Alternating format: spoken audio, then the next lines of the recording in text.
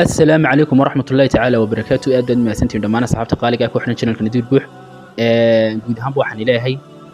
ilaahay rabadaanta inaga aqbalo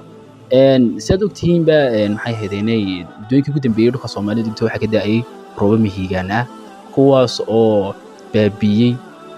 oo dhibaatooyin u geystay dad iyo dunyaba maanta waxaan joogaa magaalada Boorama caasimadda gobolka Awdal maanta waxaan ku suganahay xaafad ka tirsan oo ay saameeyeen roobabka ka da'ayay magaalada Boorama iyo guud ahaan dhulka Soomaalida digtaba xaafadaas waxa la yiraahdaa Buurta ambassador u taqaanaan waxa la yiraahdaa Faaraxyood xaafadda dhibaatooyin fara badan ay dadku sheeganayaan sida hadday cuntadii daadkii ka qaaday sida hadda guryihii ka qaaday iyo dhibaatooyin fara badan waxaan ka waraystay suxufi dhalinyaro oo la yiraahdo Axmed Nuur Cabdi oo ka tirsan xaafadaas ama micnaha ku nool xaafadaas Axmed Nuur ku soo dhawow وعليكم السلام ورحمة الله تعالى وبركاته رمضان كريم رمضان مبارك ولالكي نذير بوح طود ما تصنتهاي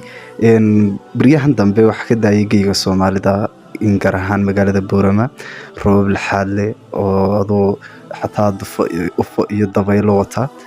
خاصة شالي أبارا لفظي دهورني ممركا إلا حالي سقبركي وحكي داي مقالة روب الحالي كواسو ساميي دد يدونيبا dadka qaar aan la kulmay saaka oo kamid ah dadkii uu saameeyay daadadku ayaa waxay ii sheegeenba inay uga baxeen guryahoogii daadad soo galay awgeed ay qaar jiingadaaba laba tegayba qaarkood qaaday raashinka iyo wixii agab guriga ka yaalayba uu qaaday intii kalena uu radiyay horta nadiir oo soo ogtahay waa Ramadaan oo dadku iska taag daran yihiin dadka qaar ma awoodaan oo xataa inay gurigooda ka hor shubaan jagac yar oo ka duwa sideen wad ognaayna waxa ugu muhiimsanadu magaalada tan waa halbowlaha magaalada Boorama waa halka warshadaha ugu badan ay magaaladu ay ku yaalaan saasay tahayna kama helaan dayactir ku filan haday noqoto dhinaca wadooyinka dhinaca biyo mareennada iyo dhan kasta horumareed oo adeegtaba marka waxaan ugu baaqayaa bulshada Soomaaliyeed iyo dawladeena sharafta leh Somaliland iyo gaar ahaan dawladda hoose magaalada Boorama oo ka saaran yahay xilka ugu weyn inay mudnaan gaar ah siiyaan xaafadda tan oo ay aad ugu fiirsadaan dhibaatooyinka soo noqnoqda waayo halka shalay roob ku qalay maadaama ay tahay waliba xilli bilowgii guga roobkan way sii siyaadayaan roobkii shalay roob leegaadu maanta ka daanadiirow laga yaabo khasaaraha shalay uu geystay in boqolnibilaabkeedu geystay